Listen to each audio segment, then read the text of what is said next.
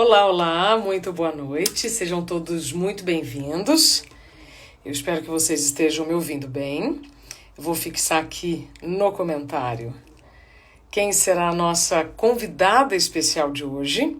Eu tenho muita sorte de trazer aqui para vocês pessoas muito especiais e que, se elas conseguem trazer uma informação importante para mim, se o que elas dizem é muito importante para mim, com certeza também será para vocês.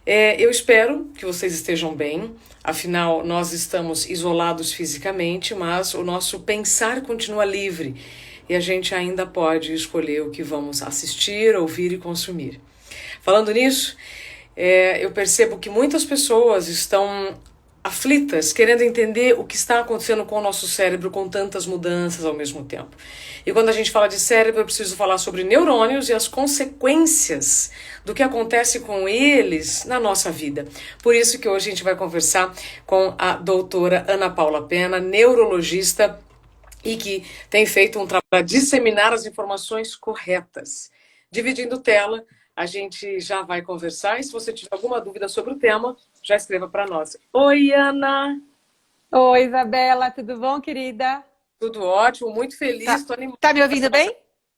Muito bem. Então tá bom. Você está Prazer, me ouvindo? viu? Prazer enorme estar aqui. Tô te ouvindo bem.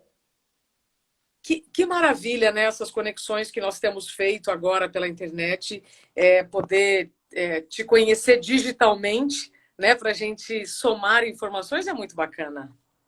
Pois é, eu sou uma grande admiradora já sua, do seu trabalho, já como jornalista.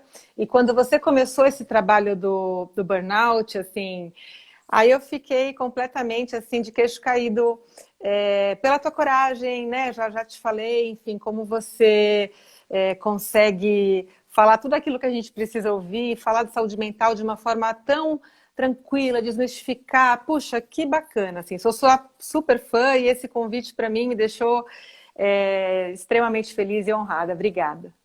Ô, Ana, obrigada. Eu realmente que te agradeço, porque eu sei que nós vamos falar, vai contribuir para o pensar de muitas pessoas. Eu quero mandar um beijo aqui para todos que estão conosco, a Janaína, a Adriana, o Cris, um grande amigo, enfim, todos vocês sejam muito bem-vindos. Se tiverem alguma dúvida já para a doutora, comentem aqui. Eu costumo, Ana, dividir, tá? Comentários e não comentários, para assim as pessoas também poderem te ver. Mas eu convido a todos que estão conosco para enviarem suas dúvidas. Ana, eu te propus o assunto entendendo os neurônios, porque quando a gente fala de outras partes do corpo, nós temos muito mais informação e dá para a gente ver, né, o que acontece na pele, o que acontece no músculo e tal. Ver o músculo não, deixa eu me expressar melhor. A gente sente, né, com muito mais intensidade o que acontece. Agora no cérebro não, demora um pouco mais, né?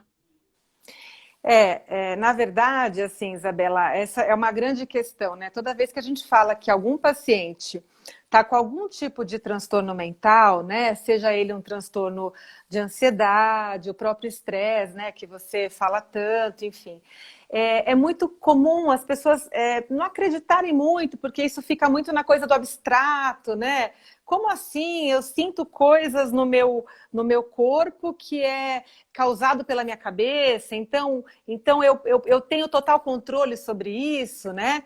É importante a gente dizer, Isabela, que apesar da gênese, vamos dizer assim, né, do start, da coisa inicial ser um pensamento, ou uma memória, ou uma sobrecarga, muitas vezes, ou uma interpretação, apesar disso ocorre uma série de sintomas e de reações bioquímicas, né, neurofisiológicas, em cascata, que desencadeiam alterações físicas palpáveis, né? Então, vamos dizer, por exemplo, em relação ao que a gente está vivendo, né, para a gente contextualizar. O estresse que a gente está vivendo do dia a dia, do confinamento, o medo da pandemia, o medo de se contaminar, a mudança de rotina, alteração de sono, tudo isso vai causando uma série de estímulos aí cerebrais que a gente pega ali o hipotálamo, né, que é o grande maestro, né, que rege toda a nossa orquestra corporal neurofisiológica, e o hipotálamo começa a desencadear uma série de reações.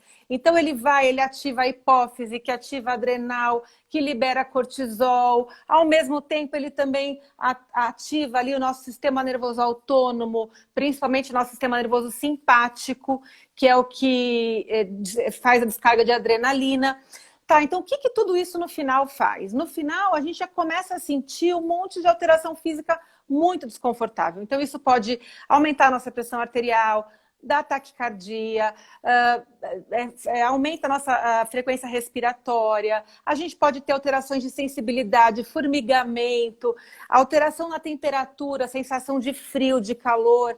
Quem já vivenciou aí uma crise, um ataque de pânico, sabe a sensação que dá muitas vezes de frio, de calor, sudorese, enfim.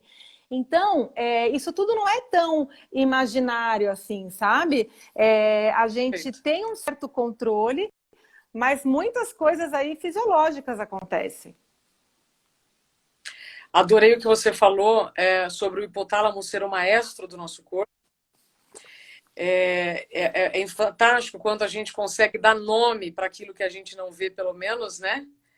E quando você fala agora o que é real e o que é imaginário. Muitas pessoas aqui já perguntaram como evitar esse estresse e qual a diferença do estresse e da estafa. Antes da gente voltar mais sobre o que é real e imaginário, queria já responder essas duas perguntas, Ana. Então, o estresse, na verdade, ele é uma série vamos dizer assim, não estou encontrando a palavra, mas são reações desagradáveis que o organismo vai produzir, tá? De acordo com fatores, estímulos externos que geralmente são constantes. Eles podem ser microestresse, né? Aquela coisa diária, cotidiana. Então, por exemplo, de quem passa pela síndrome de burnout, que não deixa de ser aí um estresse cumulativo, do dia a dia, daquela coisinha que é a gotinha, né? A gente tem a goteira, né? E vai lá, pinga, pinga, pinga, pinga, pinga, e uma hora explode. Mas também o estresse, ele pode ser aquela coisa macro, né? Do macro trauma. Então, por exemplo, alguém que sofreu um assalto, um sequestro, um abuso de qualquer tipo. Então, aquilo gera um estresse muito maior, né? Então, eu acho que a estafa, ela tá mais aí na coisa do pinga-pinga, dessa coisa acumulativa, né? E de que forma a gente pode evitar tudo isso? Veja, os estímulos externos, eles estão aí, né? Mas a nossa resposta, a resposta de cada organismo, Isabela, vai depender muito da nossa capacidade de ressignificar, a nossa capacidade da própria resiliência, que a gente fala tanto, né? Porque, quer dizer, o mesmo fator estressor, ele não vai causar o mesmo estresse para a Isabela e para a Ana Paula. Vai depender aí de fatores biológicos, genéticos, né? A epigenética, que é a genética modificada pelo ambiente, mas também vai depender muito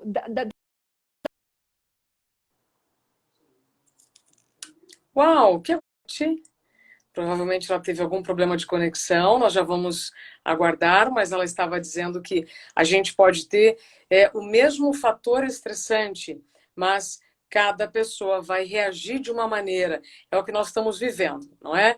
É o mesmo problema, mas cada um reagindo de uma maneira. Doutora Ana, você consegue solicitar de novo? Que aí a gente já recomeça. A gente está conversando com a neurologista Ana Paula Pena, para a gente entender como os neurônios podem interferir na nossa ansiedade e outras emoções, outras sensações que nós estamos tendo sem aviso prévio, e está todo mundo tendo que lidar com tudo isso. A doutora Ana voltando, eu já divido a tela. Enquanto isso, obrigada, Eduardo. Essas lives são espetaculares. Eu estou muito feliz que eu tenho conseguido, né, trazer pessoas de tão alto nível para compartilhar com vocês as informações. Ana, eu vou então fazer o seguinte, eu vou encerrar e começar de novo, tá? Ah, não, a doutora já está aqui, pera lá. Nós já vamos dividir. E que bom que vocês estão aqui conosco. Depois o conteúdo vai todo lá para a internet, no meu canal, Pronto? Isabela Camargo Real. Voltei? Tudo bem? Isso, tudo em paz. Agora sim. Falando sobre o mesmo fator estressante causar reações diferentes. Exatamente. Isso depende muito, né, Isabela, da nossa capacidade de fechar ciclos emocionais, da nossa capacidade de resiliência, né? Porque, veja, as nossas emoções, medo, raiva, todas as emoções negativas, né? Medo, raiva, tristeza, elas precisam, esses ciclos emocionais, eles precisam ser fechados, porque dessa forma a gente garante a nossa sobrevivência. Quando a gente tem muitas emoções aí que ficam em aberto, isso gera estresse, isso gera reações ruins no nosso organismo, né? Então, é muito importante que a gente saiba fechar ciclos, e o estresse está diretamente relacionado a isso. Neste caso que nós estamos vivendo, ou seja, nesse estresse coletivo, nesse luto coletivo, em que perdemos muitas coisas, né? O direito de ir e vir, por exemplo, acho que é o principal. Como que nós podemos, então, minimizar tantos ciclos que ainda não podemos fechar e que nos provocam estresse? Exatamente. Então, vamos lá. Primeira coisa, né? Esse estresse que a gente está vivendo hoje em dia, ele está posto. A gente tem uma questão aí da pandemia, que é uma questão mundial. Porém, algumas coisas que a gente precisa e deve fazer. Primeiro, filtrar esse tanto de informação que está chegando para a gente, né? Você tem falado muito isso nas suas lives, eu tenho acompanhado, e isso é fundamental, gente. A gente não pode ser uma esponja aberta, né? E captar todas as informações, que tem muita coisa ruim, negativa, pesada. A gente tem que ter aí realmente uma rotina. Coloca aí um horário para você checar o noticiário, né? A Isabela mesmo já falou que tem feito isso. E né? tem que ter filtro, né, doutora? Tem que ter filtro, tem que ter filtro, grupos de WhatsApp, mensagens, né, a tal das fake news, enfim, acho que isso é uma coisa, ter esse filtro do tanto de informação que está chegando para a gente. Uma outra coisa, Isabela, nesse momento que a gente está vivendo, que já foi falado também em outras lives que você fez, eu gostei muito de uma que você fez com a neurologista, minha colega, a Andrea, lá da Academia do Sono, da Sociedade Brasileira de Sono, que justamente a gente precisa manter o mínimo de rotina. A gente tem que ter rotina, né? Os nossos aí sincronizadores do ciclo sono-vigília, realmente a gente perdeu. E a gente não pode, porque está dentro de um ambiente fechado, aí na quarentena, que a gente espera que todo mundo esteja cumprindo, quem não trabalha em serviço essencial, essas pessoas, elas precisam ter o mínimo de rotina diária, né? Então, acordar mais ou menos sempre no mesmo horário, de preferência cedo, não acordar no mesmo horário todo dia às 11h30 da manhã. São simples, né, Ana? Mas que fazem uma diferença tremenda no que nós vamos manifestar, ou não só problemas físicos, mas mentais. Exatamente. Então, assim, acordar cedo e dormir sempre mais ou menos no mesmo horário, evitar ficar tirando cochilos aí ao longo do dia. Tem a coisa de sair do quarto, né? Então, muita gente passando o dia inteiro dentro do quarto de pijama. Não é legal, quer dizer, a gente não tá dando o sincronizador, né? O sinalizador para o nosso organismo de que é dia, de que a gente tem que fazer alguma coisa diferente. Tomar um pouquinho de sol, né, Isabela? O sol é muito importante do ponto de vista biológico mesmo, porque a gente com o sol, o nosso organismo entende que é dia. Então, tomar um pouquinho de sol aí na varanda, no quintal de casa, porque isso vai fazer até com que a minha imunidade fique mais fortalecida, né? Isso fortalece a imunidade, isso melhora dores, né? Eu tenho muitos pacientes que têm me procurado com exacerbação de crises de cefaleia, coisas que já estavam controladas e que agora total descontrole, assim, né? Desandou, assim, dor de cabeça, quem tem fibromialgia, dores no corpo, isso é outra coisa também que está muito ruim. Então, a gente tem que ter um mínimo de rotina. Uma outra coisa, o sedentarismo, né? A gente está muito tempo parado, muito tempo sem fazer nada. E o que está acontecendo? O nosso corpo ele não está se cansando, né? A gente tinha antigamente a rotina de sair de casa, dirige, encontra pessoas, sobe escada e tal, e agora não tem mais isso. Então, algum tipo de atividade física a gente tem que fazer. Então, sabe, faz aí uma aula online de ginástica, um alongamento, polichinelo. Ô, Ana, eu gosto muito quando você fala sobre isso, porque, como você disse, nós estamos muito sedentários, mas a nossa mente acho que nunca esteve tão cheia, né? Nós já sabemos, o excesso de informação causa ansiedade, o que é normal numa determinada quantidade, mas o excesso de determinada informação, aí vem aquela ansiedade patológica, que é a que nos deixa com outras manifestações, como você falou, pode ser uma sudorese, uma outra coisa. É isso mesmo? Exatamente. A gente, como a gente está muito sedentário, né? Esse estresse que o nosso corpo acaba acumulando, ele vai se manifestar de alguma forma, né? Então, a atividade física é super importante para a gente liberar aí neurotransmissores, endorfina, dopamina, que é o nosso neurotransmissor aí importante do prazer, né? A gente precisa fazer alguma coisa. Atividade física é super importante, a gente está muito tempo parado, com excesso de informação, bombardeio de informação. Não é todo mundo que traz uma informação de conteúdo como você, que tem feito, né, Isabela, lives incríveis, um trabalho belíssimo, mas tem muita tranqueira que a gente vê por aí, né? Então, infelizmente, as pessoas estão bombardeadas. Ana, a Lourdes, ela diz descompasso total. A Lourdes diz, é um descompasso. Ana, Oi, eu não estou te ouvindo, peraí. Descompasso. Agora eu ouvi aqui, a Lourdes disse um descompasso total. Isa? Olá? Olá, tá me ouvindo?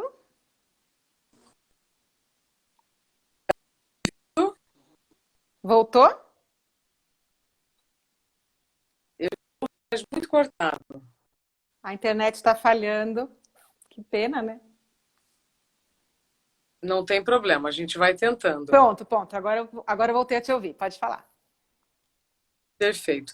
Ana, a Lourdes disse que é um descompasso total, É né, um que nós estamos vivendo. descompasso, exatamente. E aí isso me traz uma fala que você fez aí em alguma das suas lives que eu achei o máximo, quando você fala que a gente tem um cérebro analógico no mundo digital, né, Isabela? Isso é fantástico. Ô, Ana, você falou agora sobre novos neurônios. Teve aqui uma pergunta, né, sobre como eu posso produzir novos neurônios. E a neurogênese ainda um assunto muito novo, né, para os especialistas. Mas, neste momento de isolamento, eu posso não só evitar o aparecimento de novos, ou o nascimento de novos neurônios, nascimento de neurônios, perdão, como prejudicar já os que eu tenho, é isso? Exatamente, né, Isabela? A gente está falando da neuroplasticidade, né?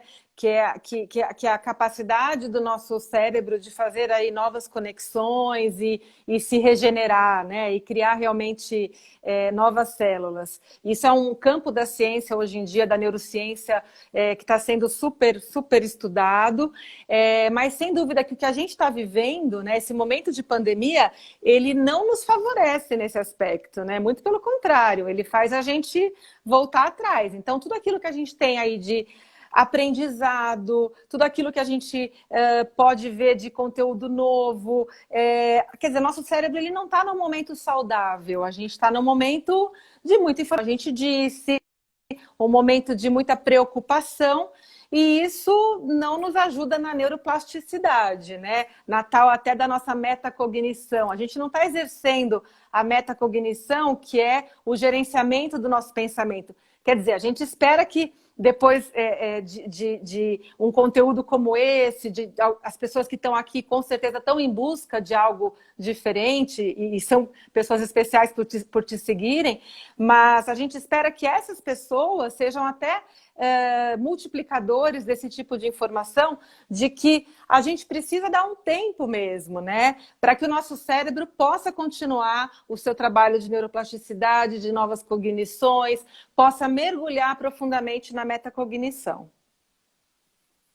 A Andrea pergunta, eu soube que a natação é muito boa para novos neurônios. É verdade? Olha, a natação específica eu não sei, tá? Mas eu posso te falar que a atividade física como um todo. Então, acredito que a natação também, porque é um tremendo do esporte, uma atividade física incrível, né? Acredito que sim. Mas toda atividade física, sem dúvida, que é muito bem-vinda para o cérebro, para o pensamento, para as funções mentais, para todo tipo de estresse. Perfeito. Ana, tem muita gente entrando agora, então eu só quero dizer que eu estou entrevistando a doutora Ana Paula Pena, neurologista. Estamos conversando sobre os neurônios e tudo o que eles nos influenciam e como nós podemos realmente viver uma vida que vale a pena ser vivida. E que todo o conteúdo vai ficar lá no meu canal no YouTube, Isabela Camargo Real. Ana, você falou mais cedo, mas eu gostaria de repetir para quem chegou agora. O que é real e o que é imaginário em tudo que nós estamos sentindo? Tá, então vamos lá, pessoal.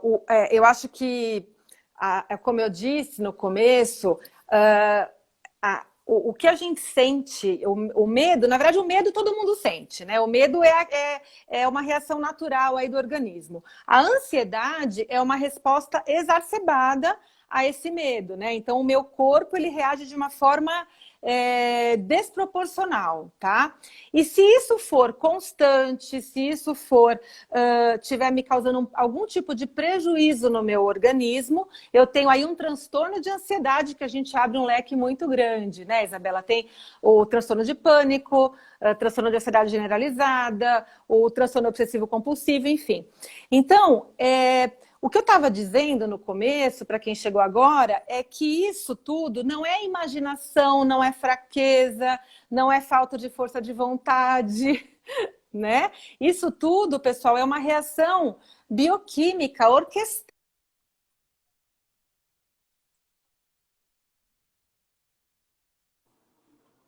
Ui, doutora Ana caiu de novo, mas já já ela volta. A gente está no prime time do Instagram, né? Muitas lives acontecendo, o que é muito bom para a gente democratizar o conhecimento, reforçando assim os nossos canais individuais. Doutora Ana já está voltando. Desculpa, a Pronto. internet hoje está uma beleza.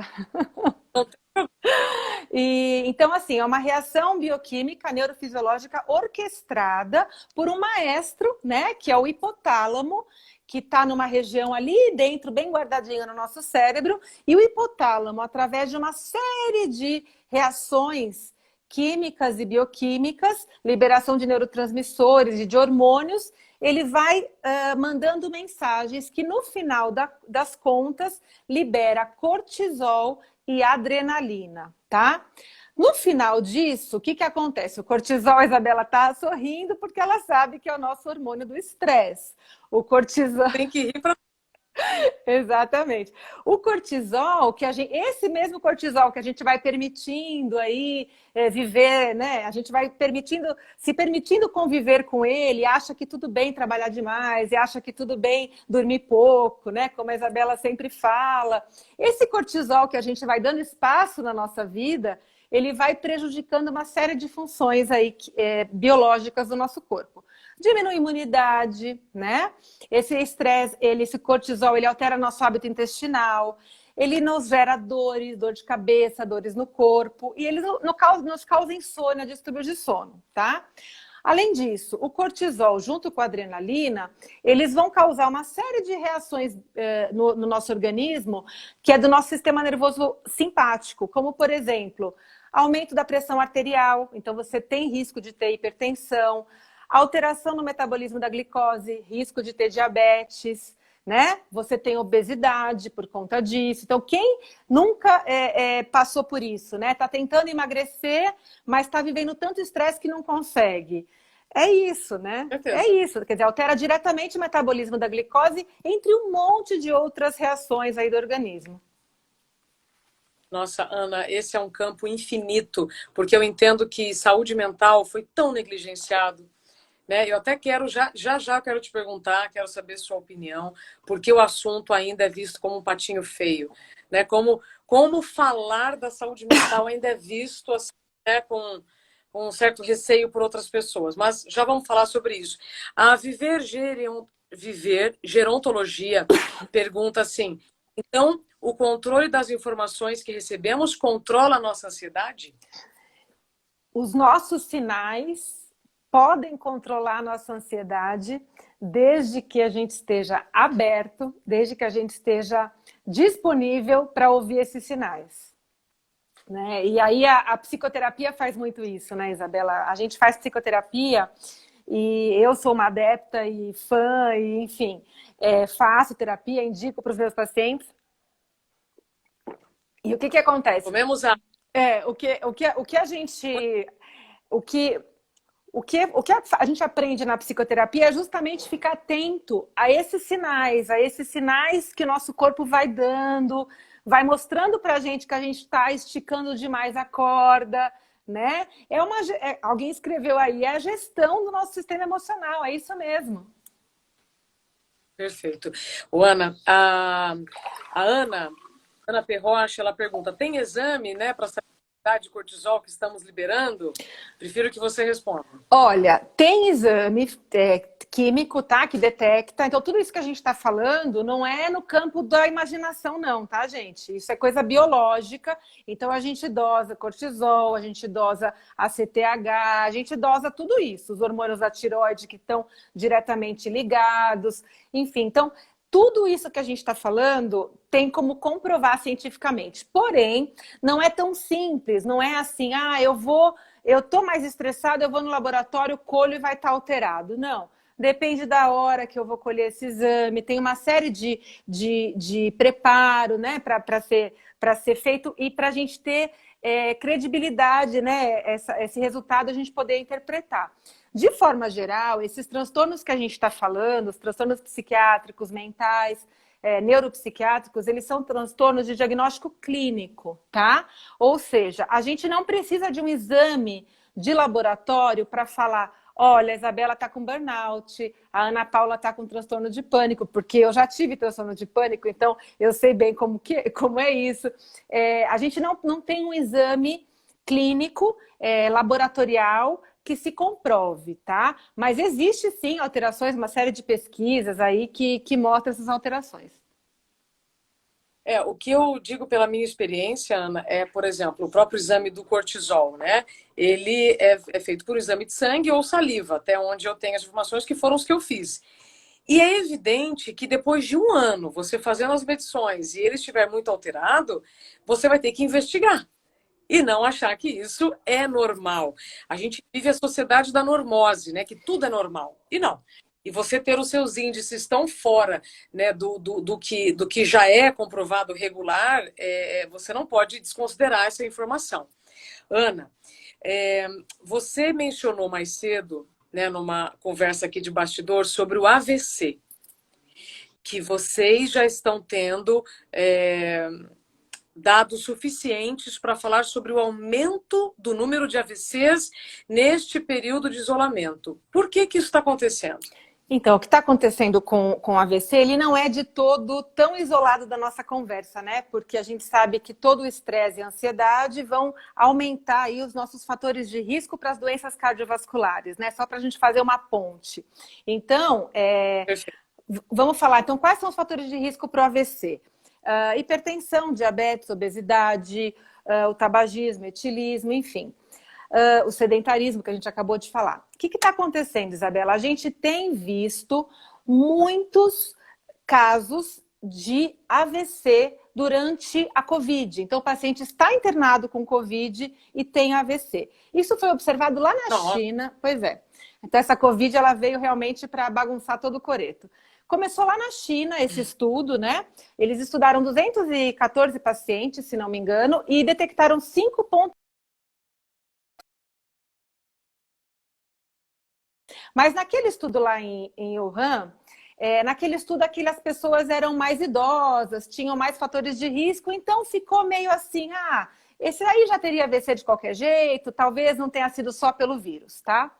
Muito bem. Só que aí lá na Espanha e na Itália, quando teve aquele boom lá na Europa toda, eles começaram a perceber muito mais casos de AVC, inclusive AVC como primeira manifestação da Covid, tá? Nossa. Pois é. Então, o que acontecia? O paciente entrava com sintoma de AVC, e a gente pode falar daqui a pouquinho quais são os principais sintomas para a gente ficar alerta. E a hora que ele entrava com esse sintoma de AVC, não se pensava em Covid se ele não tivesse sintoma gripal, né? E na internação detectavam que o coronavírus estava presente e começaram a fazer essa relação. Aí você pode perguntar, e por quê, né? Por que essa relação? Ainda a gente não está muito claro por que o Covid causa o AVC. Mas a principal hipótese é que seja pelo distúrbio de coagulação, né? O mesmo distúrbio de coagulação que falaram lá atrás, que dava o infarto do miocárdio, que por isso falaram em dar um anticoagulante durante o tratamento, né? Então, o AVC, ele seria uma das manifestações clínicas desse distúrbio de coagulação. Você acha que esse aumento do número de AVCs tem a ver com o aumento da aflição por tudo que está acontecendo, que aí gera o aumento do cortisol, e aí existe o descompasso, como foi comentado com a Lourdes? Tem a ver? Olha, Isabela, se você perguntar a minha opinião, eu, Ana Paula, acredito piamente nisso, piamente, tá? Porque eu sou neurologista, mas eu trabalho muito com a questão da saúde mental também e acredito muito nisso. Porém, a gente não pode falar de uma opinião, a gente tem que falar da medicina baseada em evidência, ainda não tem esse tipo de relato, tá? O que a gente sabe é que alguns pacientes têm a primeira manifestação da Covid como AVC, inclusive pacientes mais jovens. Em Nova York, eles publicaram um artigo, eles publicaram 5 pacientes abaixo de 50 anos, todos com AVC como primeira manifestação da Covid. Pois é. E baseado nisso, e na experiência de Barcelona, o que está acontecendo? A gente está modificando o nosso protocolo de atendimento de AVC aqui no Brasil também. Então, o que acontece? Na atenção pré-hospitalar, SAMU, ou a hora que o paciente chega no hospital, a gente faz com sintoma de AVC. A gente vai fazer uma ampla investigação se esse paciente tem algum sintoma de AVC, de Covid. Então, a gente vai perguntar ativamente, não só sintomas gripais, porque esse hoje em dia acho que todo mundo fala mais, mas a gente pergunta, tá com mudança de hábito intestinal, tá com diarreia, dor de barriga, tá sentindo, né, deixando de sentir cheiro, gosto das coisas, né, a tal da anosmia. E também a gente pergunta se teve contato com alguém com o Covid. Independente da resposta disso, a gente já tem feito tomografia de tórax para todo paciente que entra no hospital com suspeita de AVC. Então, a hora que ele vai fazer a tomografia de crânio, a gente faz crânio e tórax, tá? Por quê? Porque tem sido, sim, observado que a hora que você faz a tomo de tórax, você vê que o paciente tem Covid. E ele só vai manifestar o sintoma gripal depois. Nossa, Ana, como você falou, os protocolos todos mudaram e ainda vão mudar muito, né? Porque é uma coisa muito nova. A gente está vivendo uma coisa, tá uma loucura, né? Uma novidade por semana. Outro dia eu ouvi assim, né? O mundo não passava por grandes mudanças há muito tempo. E em meses tudo aconteceu para todos os setores, né? Isso é incontestável. Ana, perguntaram muito sobre a síndrome do pânico. Eu tirei até aqui um pouco os comentários para a turma poder te ver. Estou conversando com a neurologista Ana Paula Pena. O conteúdo depois fica todo lá no YouTube, Isabela Camargo Real. Estamos entendendo um pouco mais os neurônios. Como é que a gente pode não afetá-los tanto, Ana? Depois eu quero as suas considerações finais até sobre isso, né? Como é que a gente pode fazer para cuidar dos nossos neurônios, além do que você disse aqui, para minimizar o estresse.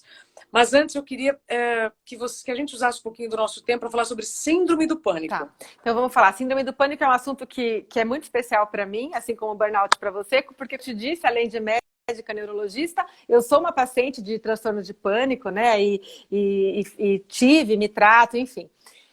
O que acontece no transtorno de pânico? É um transtorno também de ansiedade, né? Desses que a gente vai deixando a gotinha pingar, pingar, pingar, pingar, pingar e acha que tá tudo bem, né? E um belo dia tudo aquilo acontece. Então, são crises, são ataques recorrentes de crises de pânico. O que acontece nessa crise de pânico? O paciente tem uma sensação de morte iminente. Então, a gente, né, vou me colocar aí no lugar de quem vivenciou isso. É uma sensação, falta de ar, sensação de que a garganta está apertando, taquicardia, formigamento no corpo e parece que você vai desmaiar. E vem uma sensação de que você precisa pedir ajuda, né? Porque senão você vai morrer ali naquela situação. Isso pode acontecer em qualquer lugar. Pode acontecer dentro de um lugar fechado, num avião, num carro, pode acontecer dentro de casa ou no local de trabalho, enfim. É uma sensação muito ruim, né? E que tem um tratamento específico. Isso seria uma reação exacerbada do medo? O medo daquela situação, o medo do que pode acontecer? Exatamente. Lembra que eu falei lá atrás do hipotálamo, né? Então a gente tem o hipotálamo como o grande maestro que orquestra todas as reações. A gente tem uma vizinha do hipotálamo que se chama amígdala, né? Que não é a amígdala que fica aqui na garganta. A amígdala, que é uma vizinha do hipotálamo, ela regula as mensagens que chegam no hipotálamo. É o centro do medo, tá? Então, se chega, por exemplo, um bandido aqui na minha casa, eu vou ter uma reação natural, eu vou ter medo, a minha amígdala vai falar, pô, isso não é legal. O hipotálamo vai reagir de acordo com o que a amígdala mandou de mensagem, tá? Porém, eu posso ter um hiperestímulo dessa amígdala mesmo sem o bandido, mesmo sem o perigo real. Pode ser por uma memória, pode ser por uma sensação, um pensamento automático, que é o mais comum no transtorno de pânico, tá?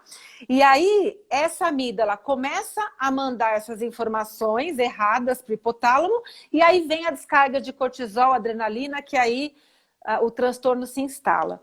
E a grande característica é o comportamento de evitação. Então, eu, por exemplo, tinha no carro dirigindo, né? Então, eu tinha receio de voltar para o carro, porque toda vez que eu voltasse para o carro, eu achava que podia dar. Então, essa ansiedade, que se chama ansiedade de antecipação, é o que caracteriza também o transtorno. Mas é um transtorno, quem fez essa pergunta, que se tiver passando por isso, alguém que ama está passando por isso, é um transtorno que tem tratamento, que hoje em dia se conhece muito, que tem várias opções terapêuticas. A gente tem a psicoterapia, a atividade física, a meditação, a gente tem muita coisa bacana para fazer para o pânico. Ana, mas a síndrome do pânico, e esse é um assunto que eu vejo assim muita gente falando, pedindo ajuda, e acredito que vai aumentar, ela não começa de um dia para o outro, né? Não, exatamente. A síndrome do pânico é a gotinha que eu falei, né? Do nosso tá furadinho ali o nosso teto e fica ali pingando, pingando, pingando. Que acontece? Se você tiver alerta a esses sinais, a essas gotinhas que estão caindo, você não vai chegar a ter a síndrome do pânico. Mas geralmente, nós, seres humanos, a gente tem aí uma mania de achar que é super-herói, super-heroína e quer dar conta do mundo, quer dar conta de tudo. E aí vem o estresse. Por isso que o pânico, eu acho ele muito primo irmão do burnout, né? Eles são muito próximos. Sim, sim. Ana, eu fico muito feliz em ter uma neurologista falando assim de uma linguagem que está todo mundo entendendo. E quando a gente se coloca no papel de quem está vivendo, é totalmente diferente. Nós vivemos o que nós estamos falando, né? E nós sabemos que isso não é frescura. Ô, Ana, falar sobre saúde mental, mesmo com os números que nós temos, né, se eu somar ansiedade, burnout e depressão, dá quase 1/4 da população ativa brasileira com algum tipo de transtorno, algum tipo de problema realmente relacionado à mente. Mesmo assim, ainda tem uma resistência tremenda de gente que acha que isso é frescura. Como você, neurologista e que viveu uma experiência com a síndrome do pânico, explicaria para quem ainda é resistente ao assunto que saúde mental não é coisa de louco? Pois é, e aí que eu sou sua fã, assim, de tirar o chapéu de carteirinha, porque justamente esse espaço que você abre, aquilo que a Camila psiquiatra falou na live, né? Esse espaço que você abriu, né? Esse debate, você abriu uma porta incrível, e eu acho que você teve um papel aí de divisor de águas mesmo, Isabela, porque depois da tua inserção falando de burnout, parece que a coisa está um pouco mais tranquila, está mais desmistificado, né? Claro que a gente tem muita coisa aí para vencer ainda. Eu acho que todo mundo hoje em dia, acho não, isso eu tenho certeza, todo mundo hoje em dia conhece alguém com transtorno de ansiedade, todo mundo. Se você não sofre, você tem um irmão, uma mãe, um pai, um namorado, não é verdade? Porque não é possível, Perfeito. porque isso é matemático. Nós somos o país com o maior número de transtorno de ansiedade do mundo. Então, obviamente, você conhece alguém, né? Então, tudo bem, você até pode achar que o seu irmão, que o seu marido, que a sua esposa está fazendo corpo mole, que não está querendo. Mas, gente, é só você olhar os números, é só você olhar isso que a gente está falando aqui. Isso é biologia. A emoção, ela não é abstrato, ela é algo real, ela é algo concreto, ela é algo que mexe com as nossas reações biológicas, tá? Então não adianta, como a Isabela já falou numa outra entrevista que ela fez que eu adorei, não adianta chegar para a pessoa que está super nervosa, em pânico, totalmente fora de controle e falar: fica calma, Fica respira. Pelo amor de Deus, respira. A gente tem que respirar antes, quando nós estamos como agora. A gente está bem, emocionalmente tranquila. Então, agora a gente pratica a respiração, a gente pratica a meditação. Tenho certeza que a Isabela faz como eu, porque senão a minha psicóloga e minha psiquiatra torce a minha orelha, né? Porque é uma vigilância eterna. Então, a gente tem que fazer claro. respiração, meditação, controlar o tempo de tecnologia, fazer atividade física. Cada vez que eu vou na minha psiquiatra, ela faz um checklist ali comigo. Não pensa que é porque eu sou neurologista que ela me dá mole. Não dá mole, não. E é isso, né, Isabela? A gente precisa estar atento. O sinal, a luzinha vermelha ali sempre, sempre, sempre ligada. Perfeito. Mais compreensão e menos julgamento. Como a doutora Ana disse, se você não está vivendo, né, ou mascarando o que você está vivendo, com remédios que são vendidos assim aleatoriamente, ou com maquiagem, né, ou realmente jogando debaixo do tapete dores muito crônicas e constantes, você convive com alguém que tem e que às vezes também não sabe, por evitar a investigação. Ana, estamos num caminho e eu fico muito feliz com o seu tempo, a sua confiança, porque o assunto saúde mental sempre foi visto como uma coisa de maluco. E nós já sabemos que não é.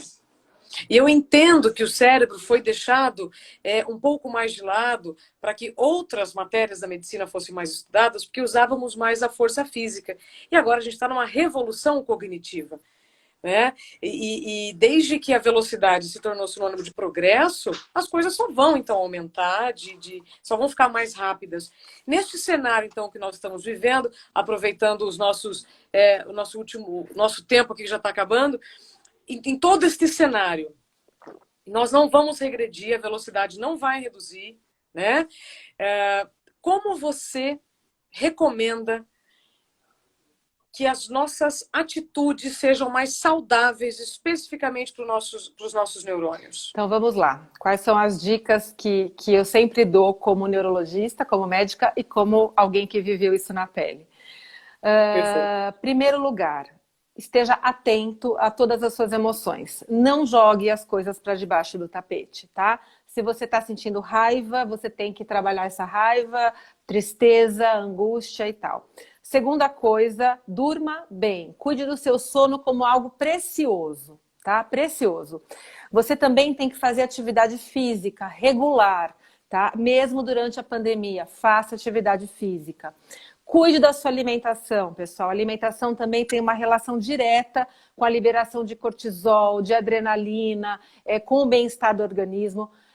Além disso, tem duas coisas que eu acho que são fundamentais. A primeira coisa é a meditação, a respiração, a prática, né, mindfulness. Eu acho que, puxa, isso muda a vida de qualquer pessoa ansiosa, mudou a minha, acho que a sua também, e é incrível. E a última coisa que eu acho principal, eu deixei por último porque para mim a principal é a espiritualidade, tá? Perfeito. A espiritualidade não é religião, a espiritualidade é a sua conexão com o seu Deus, com algo maior, com algo que você acredita, com o seu propósito de vida. Se você cuidar de tudo isso que a gente está falando, com certeza você vai ter uma saúde mental melhor. Olha que lindo, gente. É uma neurologista falando de várias coisas e não falou de remédio. Porque quando a gente fala sobre saúde mental, Ana, eu percebo que todo mundo acha que, nossa, se eu buscar ajuda para isso ou investigar tal coisa, eu vou ter que tomar remédio. Como se também fosse um crime. Porque se alguém nos recomendasse um remédio para não acumularmos gordura, por exemplo, né, e que todo mundo pudesse comer o que quisesse, ninguém teria Com preconceito. certeza. Mas mesmo assim, claro que em alguns casos o remédio ele é indicado, ele é necessário, mas não é só o remédio. A gente vai ter que ter uma mudança tremenda de comportamentos, né? Com terapia, com outras atividades, para a gente voltar ao estado que nós estávamos. Ou não no estado, perdão, talvez não é o estado antes da doença, e sim um estado melhor, porque provavelmente aquilo que antecedeu a doença não estava bom, né, Ana? Com certeza não. A coisa é muito séria. Ana, tem algum assunto que a gente não abordou aqui nesses quase pouco mais de 45 minutos, que você, como neurologista, gostaria de compartilhar? As palavras são sementes. E quando eu tenho a oportunidade de falar com uma pessoa como você, eu sempre gosto de dizer, tem uma coisa que eu não estou lembrando, que é importante a gente falar. Isabela, eu acho que você, enfim, acho que você foi muito. Acho que você foi cirúrgica aí nas suas perguntas. Eu acho que as principais dicas que eu tinha para deixar, os assuntos que eu queria trabalhar, eu acho que a gente falou todos. Eu queria aqui, então, deixar mais uma vez a minha mensagem de ratificar e tudo que a Isabela fala em relação a dar um tempo, né? E se observar, e se escutar. E eu acho que dessa forma a gente vai ser mais feliz. É só isso. Obrigada. E eu Com estou certeza. muito feliz pela oportunidade, de verdade, de novo. Ô, Ana, eu tenho mais. Posso fazer mais Claro, uma claro. pergunta? Nós tínhamos proposto assim, né? Compreendendo os neurônios para evitar a ansiedade. Para quem está vivendo quadros ansiosos, e mesmo ouvindo tudo que você falou, ainda não vai de um dia para o outro também, né? Tipo, agora eu não estou mais ansioso, porque também nos sentimos culpados ou incompetentes quando a gente não consegue mudar esse estado ansioso, né? Então, como é que nós podemos, além das dicas que você falou, tratarmos bem os nossos neurônios para evitarmos a ansiedade? Existe um tempo para isso? O que você falaria para os seus pacientes? Agora, você falando, me veio uma outra coisa que a gente não falou, né? Que é super importante também, Isabela, e aí eu acho que cabe essa resposta, que é a psicoterapia, tá? A psicoterapia, ela tem um papel incrível e determinante no tratamento de tudo isso. Porque a psicoterapia, seja ela com psicólogo ou com psiquiatra, ela vai balizando, né? Ela vai deixando a gente mais consciente de tudo aquilo que a gente está sentindo.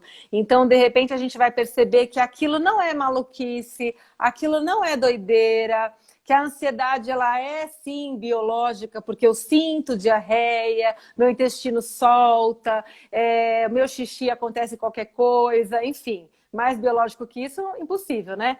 Então, dessa forma, eu acho que a terapia vai conseguindo te levar para um lugar assim de mais tranquilidade, de mais segurança, porque a hora que a gente se sente mais seguro, e isso é com calma, tá, gente? É como a Isabela falou, não é um passe de mágica, né? A gente precisa de anos aí de tratamento.